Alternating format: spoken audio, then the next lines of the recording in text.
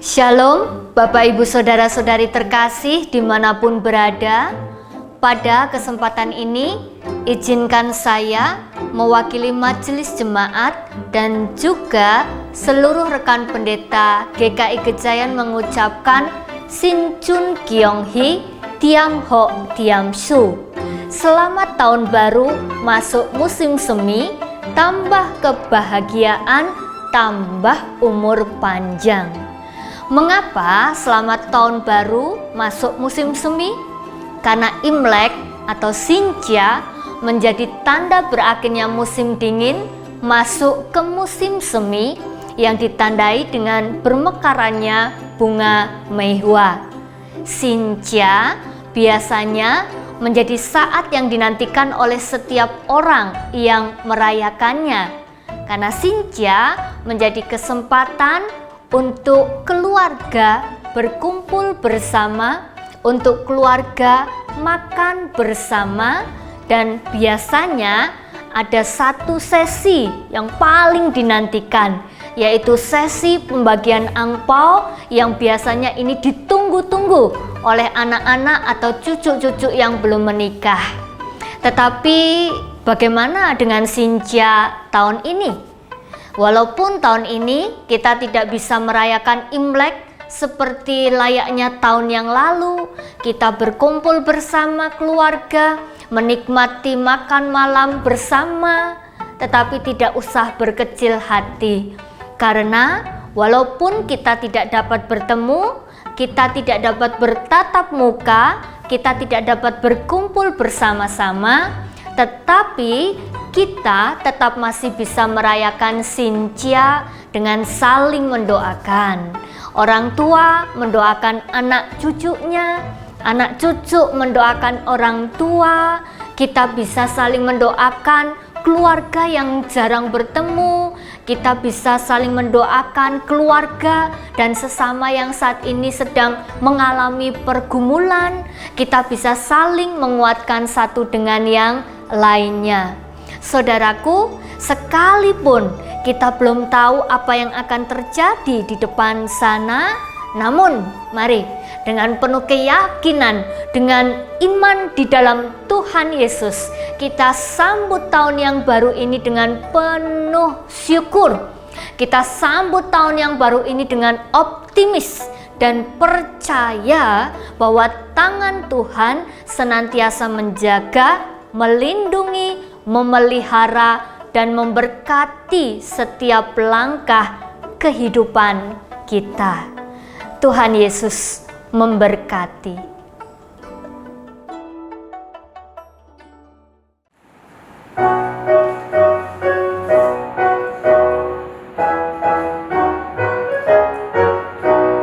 Yesus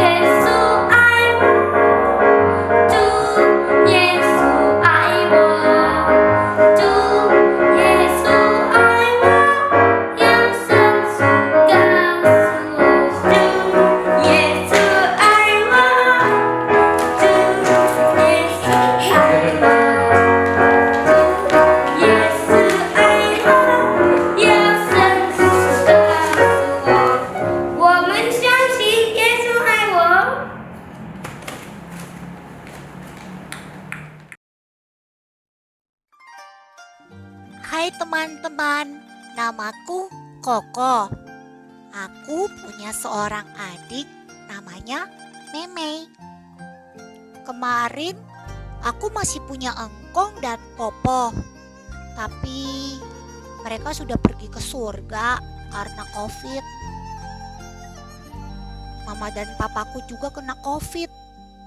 Tapi sekarang mereka dirawat di rumah sakit. Jadi saat ini Koko harus melindungi Memei karena dia adalah adik Koko satu-satunya. Teman-teman, ada nggak yang mau bantu Koko menghibur Memei? Karena sekarang ini dia sangat sedih.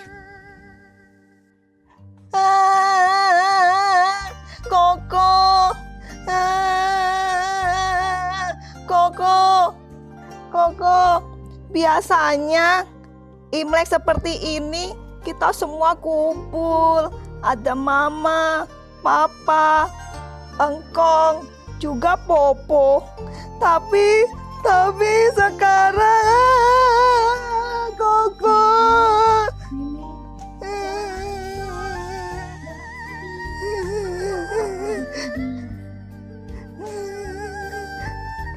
Meme sedih, Koko. Dan Meme marah sama Tuhan. Kenapa orang yang Meme sayang harus meninggal? Mama papa juga masih dirawat di rumah sakit. Semua karena COVID. Ini tidak adil, Koko. Pokoknya mulai sekarang Meme nggak percaya lagi sama Tuhan. Dan Meme sudah nggak mau berdoa lagi.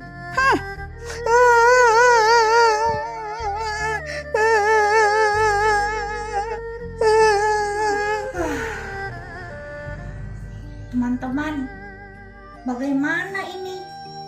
Meme sepertinya sedih sekali. Dan saya, Koko sebagai kakaknya, sudah tidak tahu lagi bagaimana menghiburnya. Tolong dong teman-teman, apa yang harus Koko lakukan?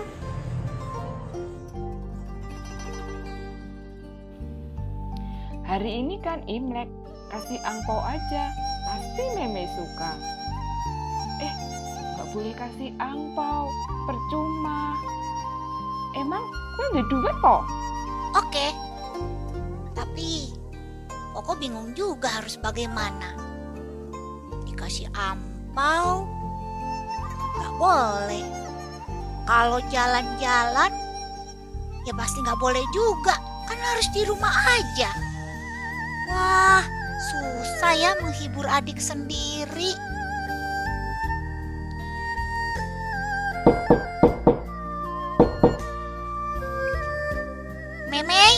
Memei, tolong dong. Dilihat, sepertinya ada yang datang loh. Malas Meme nggak mau ngapa-ngapain. Meme capek.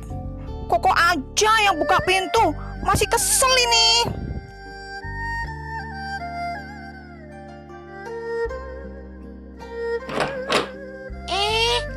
Ada Lause Dina dan Lause Neni. Ayo masuk Lause. Masuk. Salam Koko, apa kabar? Shalom juga Lause. Ya beginilah Lause. Lause kan sudah tahu, sudah dengar sendiri. Popo sama Engkong sudah gak ada lagi. Sekarang Mama sama Papa juga lagi di rumah sakit, Lause. Iya, betul. Lause juga mendengar itu. Oh iya, mana ini Meme? Kok nggak kelihatan? Ntar ya Lause, aku panggilkan. Memei, ayo. Kesini, Mei. Halo Meme, apa kabar? Kok kelihatan sedih? Ya, begitulah Lause. Memei memang lagi sedih. Syukur-syukur Memei mau bersama-sama kita, Lause. Iya, Lause udah mendengar. kalau papa mama masih dirawat di rumah sakit. Jangan sedih ya Meme ya. Tuhan Yesus selalu ada bersama kita. Tuhan Yesus setia terus menemani Koko Meme di rumah maupun papa mama di rumah sakit. Kita doakan terus supaya papa mama segera sehat. Tuhan juga memberkati para dokter, perawat, semua yang merawat papa mama di rumah sakit. Ya, oke, Koko Meme setuju? Setuju Lause. Senang sekali Lause mau mendoakan kami. Ya, yuk kita berdoa bersama-sama ya. Kita minta supaya Tuhan terus memberi kekuatan pada Koko Meme. Juga Tuhan menyembuhkan papa dan mama. Yuk kita berdoa. Mari kita berdoa bersama. Tuhan Yesus, kami mengucap syukur sebab Tuhan adalah Allah yang setia. Kami tahu Tuhan, masa ini bukan masa yang mudah untuk kami semua, terutama untuk Koko dan Meme. Saat ini kami mau berdoa Tuhan, tolong Tuhan memberkati papa dan mama Koko Meme yang masih dirawat di rumah sakit. Tuhan beri kekuatan, Tuhan beri kesembuhan.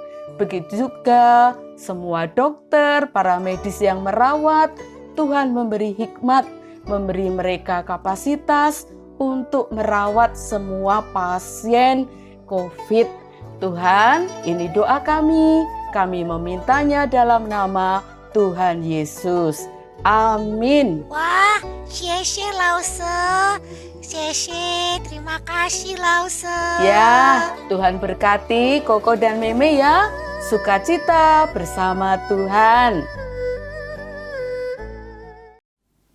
Shalom Bapak, Ibu, Opa, Oma, dan Kakak, serta adik-adik yang ada di rumah.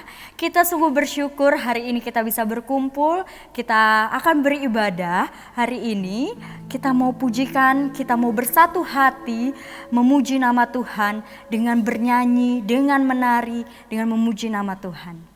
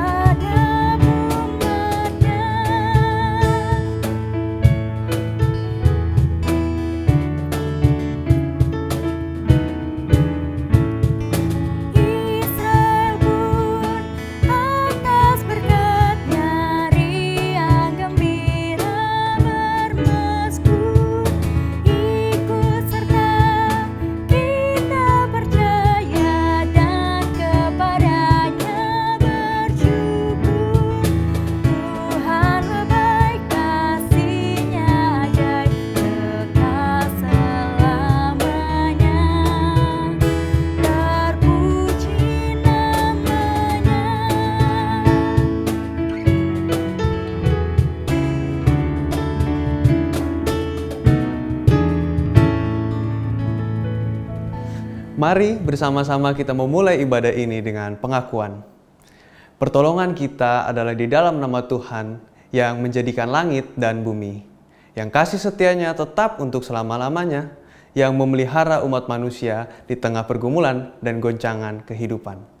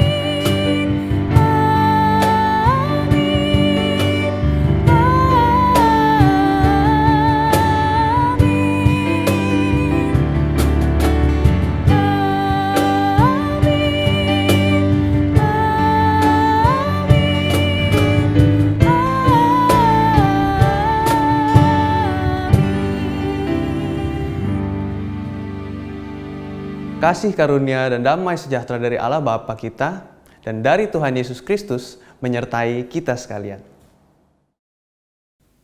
Bapak, Ibu, Omah, Opah, kakak dan adik-adik semua, sudah 1 tahun kita hidup dalam pandemi.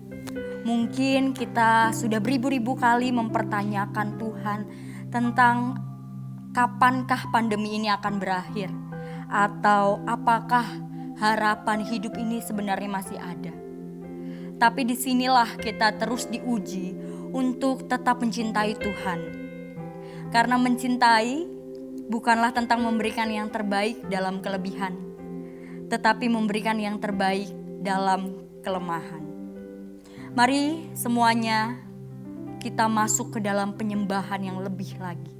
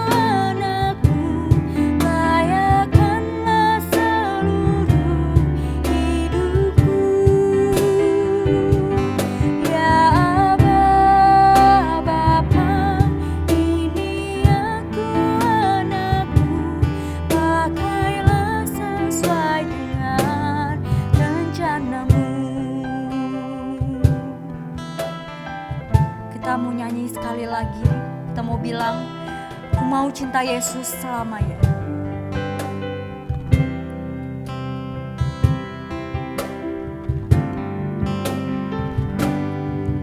Ku mau cinta Yesus selamanya.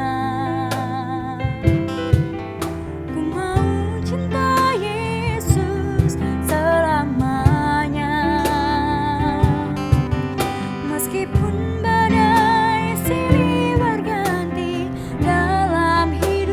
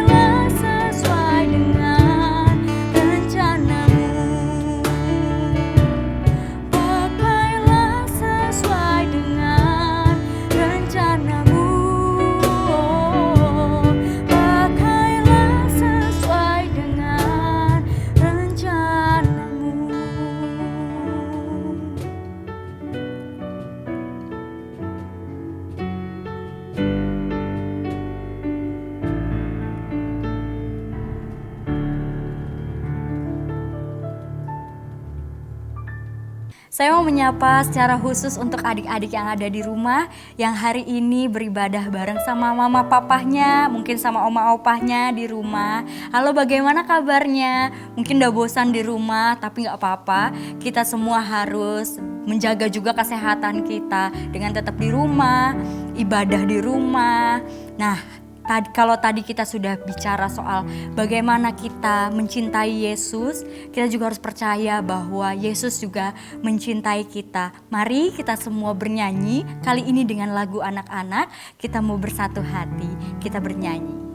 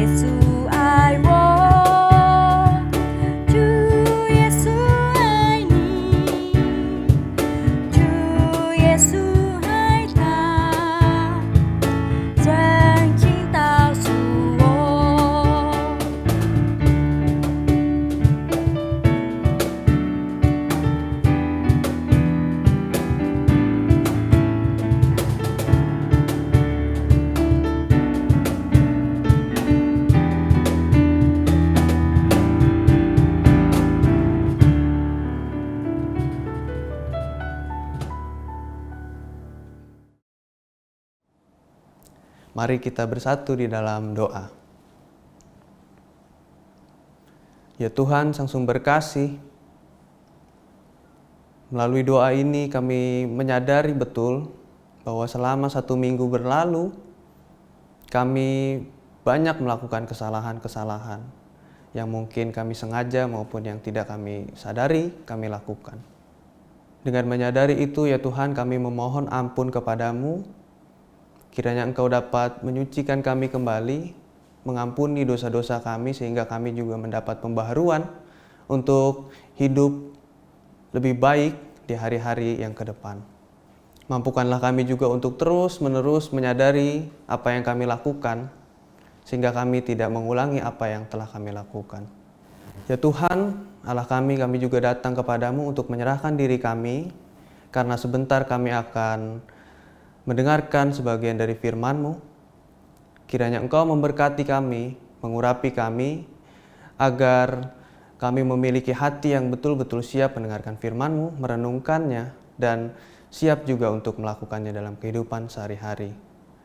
Berkati juga hamba yang akan menyampaikan firman ini, yang dalam segala kekurangannya biarlah Engkau yang terus memperlengkapi, sehingga firman-Mu dapat dimengerti, dapat tertanam juga dalam hati kami. Demi nama Kristus kami berdoa dan mengucap syukur. Amin.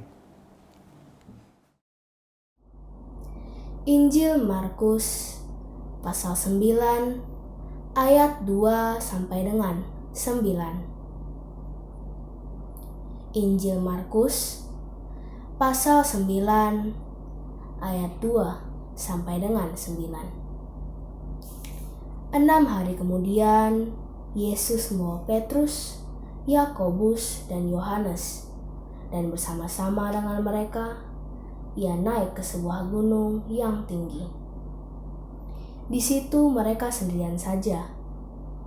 Lalu Yesus berubah rupa di depan mata mereka, dan pakaiannya sangat putih berkilat-kilat. Tidak ada seorang pun di dunia ini yang dapat mengelantang pakaian seperti itu. Maka nampaklah kepada mereka Elia bersama dengan Musa, keduanya sedang berbicara dengan Yesus. Kata Petrus kepada Yesus, "Rabi, betapa bahagianya kami berada di tempat ini. Baiklah kami dirikan 3 kemah, 1 untuk engkau, 1 untuk Musa, dan 1 untuk Elia." Ia berkata demikian sebab tidak tahu apa yang harus dikatakannya, karena mereka sangat ketakutan. Maka datanglah awan menaungi mereka, dan dari dalam awan itu terdengar suara, "Inilah anak yang kukasihi, dengarkanlah dia." Dan sekonyong-konyong waktu mereka memandang sekeliling mereka, mereka tidak melihat seorang pun lagi bersama mereka, kecuali Yesus seorang diri. Pada waktu mereka turun dari gunung itu, Yesus berpesan kepada mereka, supaya mereka jangan menceritakan kepada seorang pun apa yang telah mereka lihat itu, sebelum Anak Manusia bangkit dari antara orang mati. Demikianlah Injil Yesus Kristus. Berbahagialah setiap orang yang mendengarkan firman Tuhan, menyimpan dalam hati, dan melakukannya dalam hidup setiap hari. Haleluya. Halo jemaat terkasih, ibu, bapak, kakak, adik, oma, opa yang ada di rumah. Pada hari ini, pada minggu ini kita memasuki minggu yang istimewa. Namanya adalah Minggu Transfigurasi. Apa sih transfigurasi itu? Temennya Transformers ya? Wah, kayaknya kakak dan adik di rumah lebih tahu Transformers ya daripada transfigurasi. Atau malah transfigurasi itu temannya Transmart atau Trans Jogja ya? Bukan, tenang. Nggak ada hubungannya kok. Jadi apa sih sebenarnya transfigurasi itu? Nah, mari kakak adik semua, bapak ibu, oma opa kita belajar sedikit ya. Transfigurasi itu berarti perubahan wujud Yesus yang nyata dan dapat dilihat oleh para murid, yang bisa dilihat oleh para murid. Meskipun perubahan itu, perubahan fisik itu, perubahan badan itu hanya berlangsung sebentar saja. Peristiwa itu mau negesin ke kita semua bahwa ada sisi kemuliaan Yesus gitu. Ya, peristiwa itu mau nunjukin kalau Yesus tuh bukan kaleng-kaleng. Ia bersebelahan sama 2 orang hebat yang bagi umat Yahudi itu orang-orang top. Dan Yesus ada di antara mereka sambil bajunya itu memancarkan cahaya terang gitu, cahaya kemuliaan. Nah, hal itu mau menunjukkan dan mau menegaskan kalau Yesus itu, Tuhan Yesus itu bukan cuman seorang guru ataupun orang bijak yang suka ceramah gitu. Tapi Yesus itu, dia itu Mesias yang penuh kuasa dan penuh kemuliaan.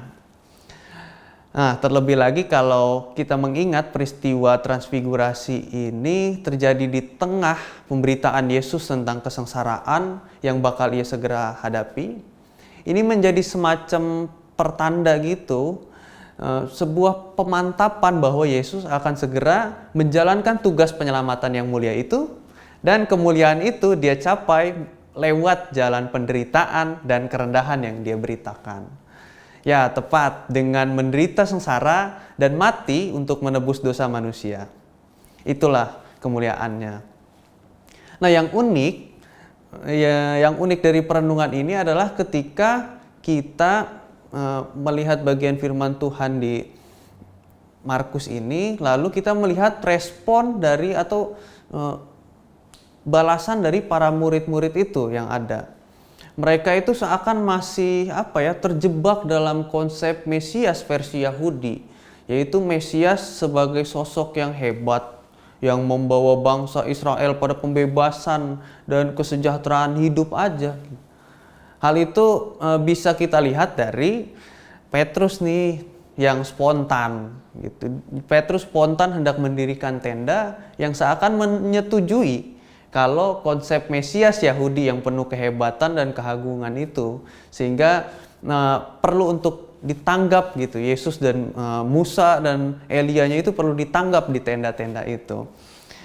Juga kita bisa melihat respon-respon unik itu waktu Yesus bilang, tolong ini dirahasiakan ya sampai anak manusia bangkit dari antara orang mati.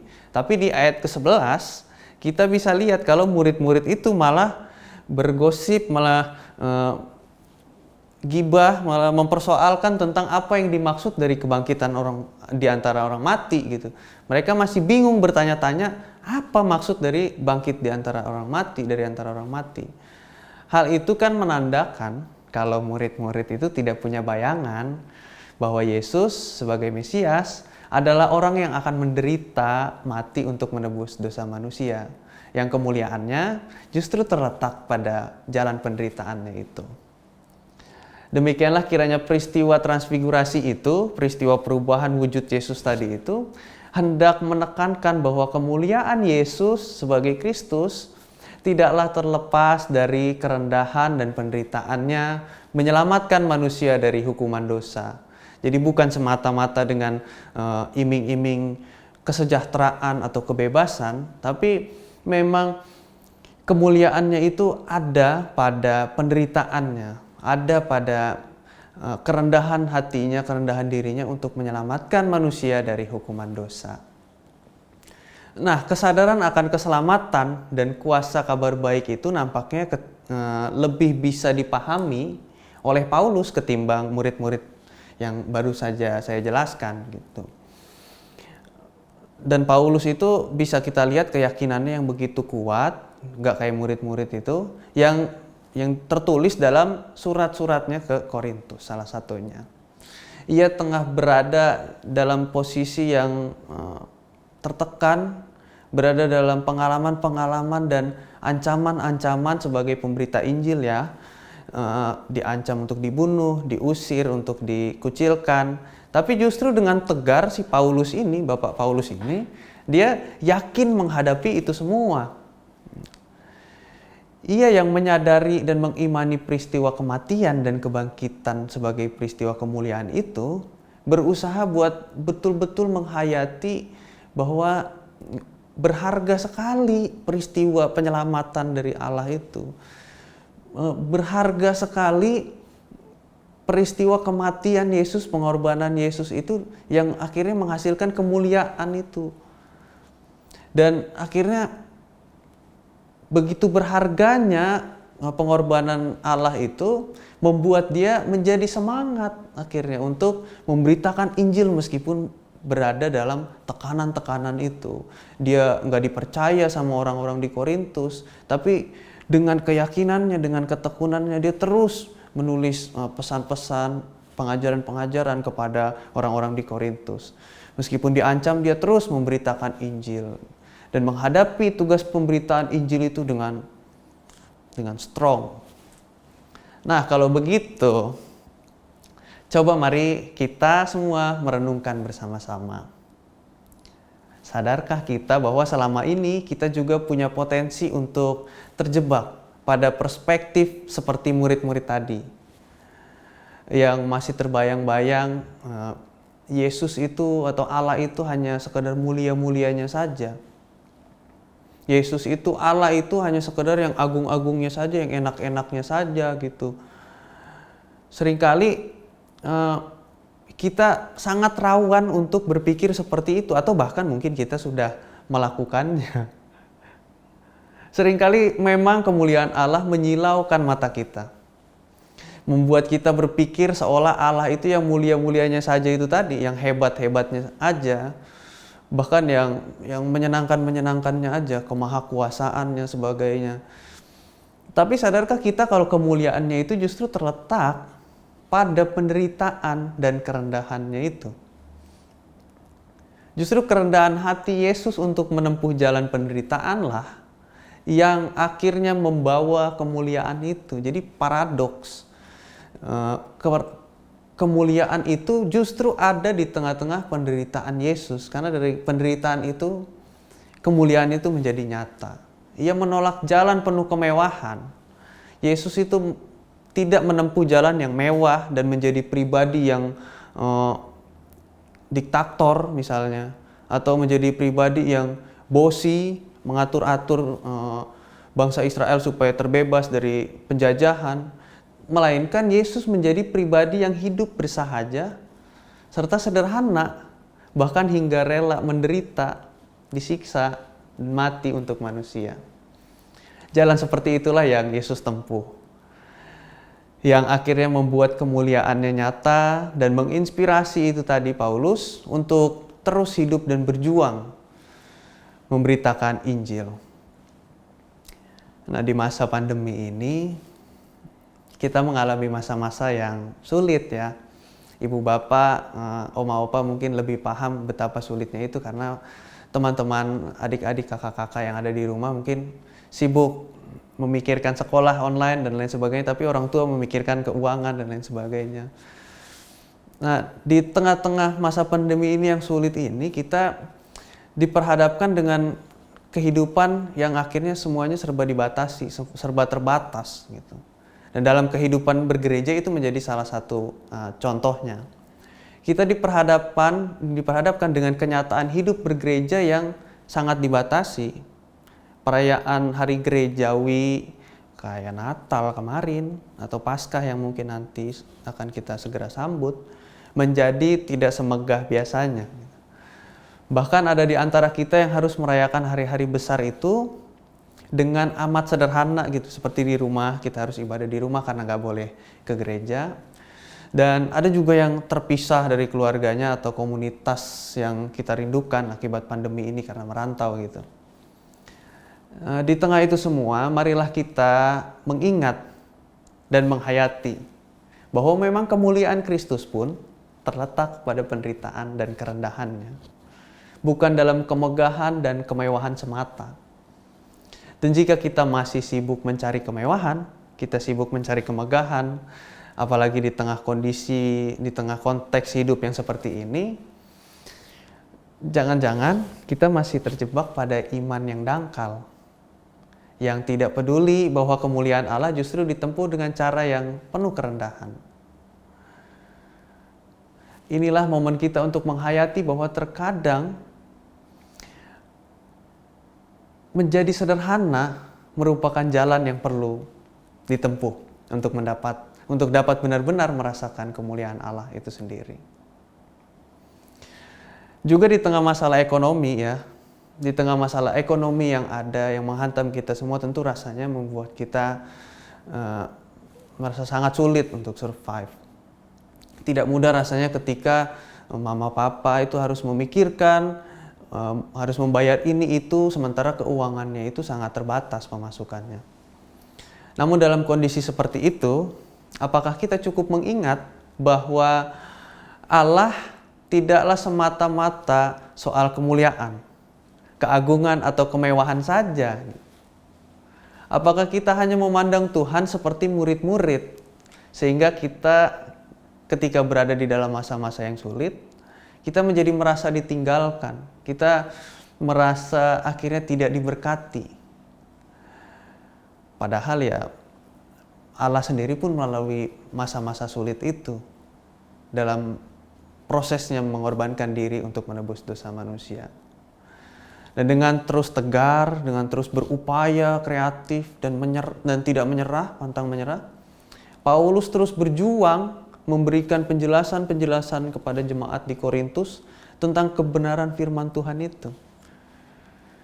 Jadi sama-sama sulit ya, dan Paulus berhasil survive terus menerus melawan keadaan yang ada, karena ia sadar betul bahwa kemuliaan dari karya penyelamatan Tuhan menjadi hal yang begitu berharga baginya. Sampai-sampai ia merasa harus terus berjuang, harus terus habis-habisan memperjuangkan itu. Hal itu membuat ia justru merasa tetap dikuatkan sekalipun ia berada dalam masa-masa yang penuh tekanan. Dan kembali lagi kita mempertanyakan diri kita, apakah kita cukup punya kebesaran hati untuk menghayati seperti itu juga di masa-masa kesulitan ekonomi ini. Apakah kita cukup memahami bahwa keselamatan dari Allah adalah pengorbanan besar Allah yang harusnya menguatkan kita menghadapi sulitnya kehidupan? Maka marilah kita menghadapi kesulitan yang ada, termasuk kesulitan ekonomi, dengan menghayati Tuhan secara demikian. Adik-adik, kakak-kakak juga yang ada di rumah yang sedang berjuang dalam masa-masa studi yang serba online itu, yang mungkin membosankan, mungkin melelahkan, harus menatap layar segala macam. Ayo kita sama-sama menghayati kalau dalam kesulitan-kesulitan itu pun Tuhan terus ada mendampingi kita semua. Tuhan tidak meninggalkan kita, Tuhan bahkan menganugerahkan keselamatan yang bisa membuat kita harusnya tetap bersyukur dan terus berusaha melakukan yang terbaik. Sama seperti Pak Paulus tadi, sama seperti Bapak Paulus, Rasul Paulus. Kalau Bapak Paulus, Pendeta GKI Gejayan. Dan di tengah masa-masa sulit itu, marilah kita semua mengupayakan yang terbaik. Dan percaya, sambil juga kita percaya ya, bahwa Tuhan itu selalu menyertai. Dan bahkan telah memberikan yang terbaik untuk kita. Amin. Mari kita berdoa. Ya Tuhan, Allah yang penuh dengan kebijaksanaan, kami begitu bersyukur ketika kami diingatkan untuk menghayati bahwa kemuliaan-Mu tidaklah terlepas dari penderitaan yang ada, sehingga harusnya mengingatkan kami juga untuk terus semangat di tengah-tengah tekanan yang ada. Kami bersyukur ya Tuhan, Engkau mengingatkan hal itu karena memang kesulitan itu mungkin tengah kami hadapi, dan kiranya firman-Mu ini dapat benar-benar menguatkan kami menapaki hari-hari ke depan. Mampukanlah kami juga untuk terus menghayati kehadiran-Mu dalam setiap momen-momen tersulit kami bahkan. Mampukanlah kami untuk terus mampu juga mengandalkan diri kami dan percaya bahwa Engkau tidak pernah meninggalkan kami. Demi nama Kristus kami berdoa dan mengucap syukur kepadamu. Amin.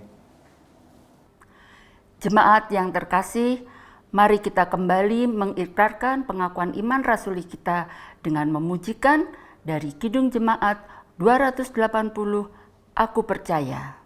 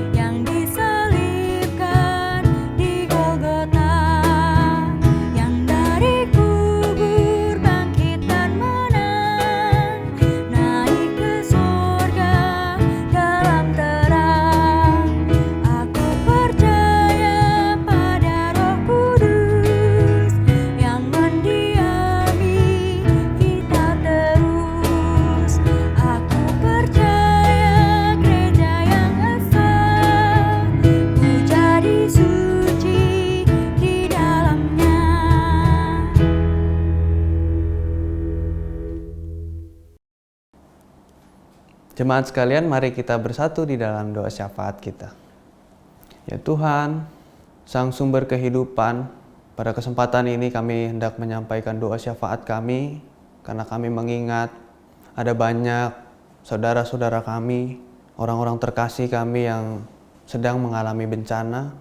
Ya Tuhan, begitu pedih hati kami menghadapi kenyataan seperti itu, namun kiranya ya Tuhan, Engkau dapat memberikan penghiburan, Engkau dapat memberikan penguatan bagi saudara-saudara kami yang tengah berada dalam bencana.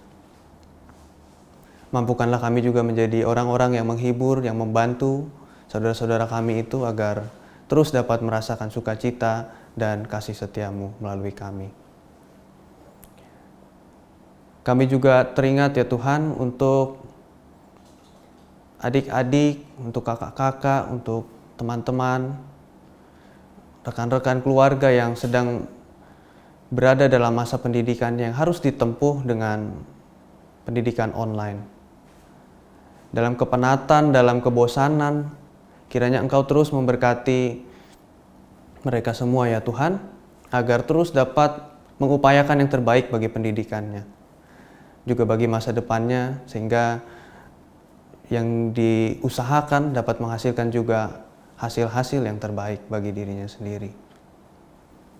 Kami berdoa juga ya Tuhan, mengingat ada banyak sekali pergumulan yang tengah dihadapi oleh gereja GKI Gejayan ini, juga bahkan dialami oleh gereja-gereja yang ada di Indonesia. Dalam masa pandemi ini ya Tuhan, kiranya Engkau terus memberkati gereja-gereja agar terus dapat bertahan, agar terus dapat mengupayakan dan memberikan yang terbaik, terus dapat mengambil keputusan-keputusan yang bijaksana dan memperhatikan banyak-banyak aspek dalam kehidupan, khususnya dalam kesehatan di masa pandemi ini. Kiranya Engkau terus merawat gereja-gereja ini agar terus dapat menjadi berkat bagi orang-orang di sekitar. Juga ada banyak sekali pergumulan-pergumulan mungkin dalam pekerjaan, dalam jodoh, dalam urusan-urusan yang mungkin tidak bisa disebutkan satu persatu. Namun kiranya Tuhan Engkau Maha mendengar, Engkau Maha tahu, dan biarlah Engkau memampukan kami, memampukan saudara-saudara kami yang mungkin dalam masalah-masalah itu, agar dapat benar-benar memahami maksud-Mu, agar dapat memahami bagaimana cara-Mu menjawab doa-doa kami ini. Biarlah kehendak-Mu yang terjadi ya Tuhan atas masalah-masalah itu dan pergumulan-pergumulan itu. Dan kami hanya menyerahkan diri kami sepenuhnya ke dalam tangan-Mu. Demi nama Kristus, mampukanlah kami. Amin. Jemaat yang dikasihi Tuhan, mari kita memberikan ungkapan syukur kita melalui persembahan yang akan kita kumpulkan bersama. Sambil mengingat nats persembahan kita dari 1 Tawarikh 16 ayat 29 yang demikian bunyinya. Berilah kepada Tuhan kemuliaan namanya. Bawalah persembahan dan masuklah menghadap Dia. Sujudlah menyembah kepada Tuhan dengan berhiaskan kekudusan. Kita memberikan persembahan yang terbaik untuk Tuhan.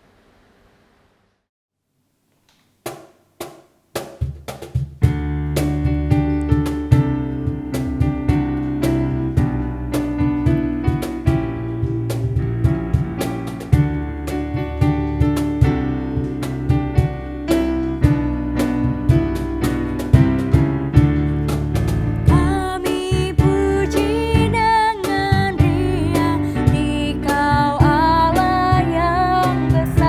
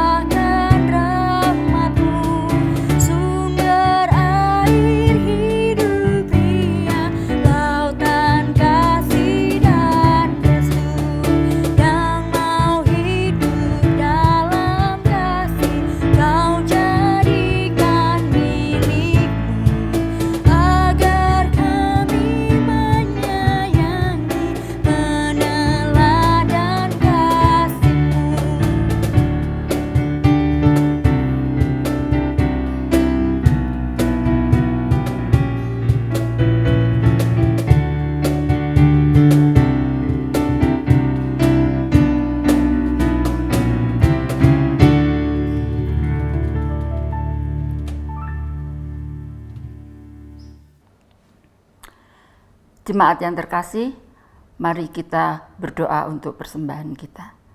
Mari kita berdoa. Tuhan Yesus, Tuhan yang baik, kami anak-anak-Mu menghampiri tahta-Mu yang kudus Tuhan, seraya mengucap syukur yang tak terhingga.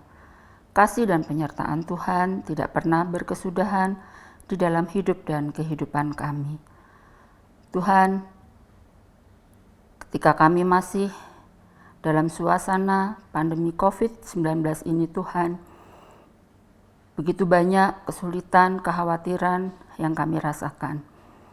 Tetapi kasih Tuhan tetap nyata pada kami, hingga hari ini kami dalam keadaan sehat, bahkan hingga saat ini kami tetap boleh memuji dan memuliakan Tuhan. Ya Allah Bapa, saat ini kami hendak mengucap syukur melalui persembahan yang sudah kami kumpulkan. Tuhan, berkati persembahan kami, kuduskan persembahan kami, sehingga layak di hadapan-Mu, dan berkenan untuk menjadi pekerjaan pelayanan di gereja kami di sini. Tuhan, berkati kami yang mengelola persembahan ini, beri kami rasa takut dan tanggung jawab, untuk kami boleh mengelola dengan baik seturut kehendak-Mu. Dan Tuhan, terlebih dari semuanya, pakailah hidup dan kehidupan kami sebagai persembahan yang harum dan benar di hadapan Tuhan. Kasih Tuhan yang senantiasa nyata, memberkati kami untuk kami boleh menjadi berkat bagi banyak orang. Di dalam nama Tuhan kami Yesus Kristus, kami berdoa dan mengucap syukur. Amin. Mari Bapak Ibu dan semuanya kita kembali kepada kehidupan kita masing-masing. Apa yang sudah kita dengar hari ini, mari kita melakukannya, bukan hanya mendengar. Salah satu kutipan yang mungkin bisa saya bagikan adalah seorang Kristen sebenarnya tidak benar-benar percaya pada kekuatan doa, tetapi percaya pada kekuatan Tuhan itu sendiri, dan oleh karena itu kita berdoa. Mari kita terus mengingat nama Yesus dalam kehidupan kita.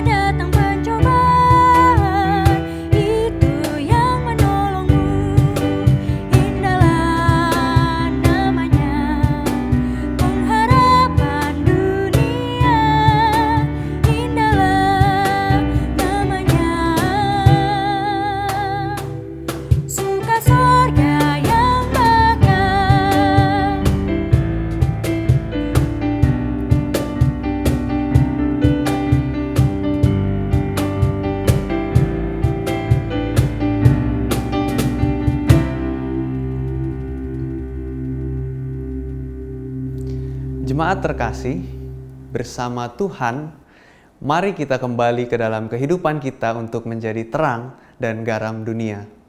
Dan terimalah berkat Tuhan yang menguatkan dan meneguhkan kita semua. Tuhan memberkati kita dan melindungi kita. Tuhan menyinari kita dengan wajah-Nya dan memberi kita kasih karunia. Tuhan menghadapkan wajah-Nya kepada kita dan memberi kita damai sejahtera. Amin.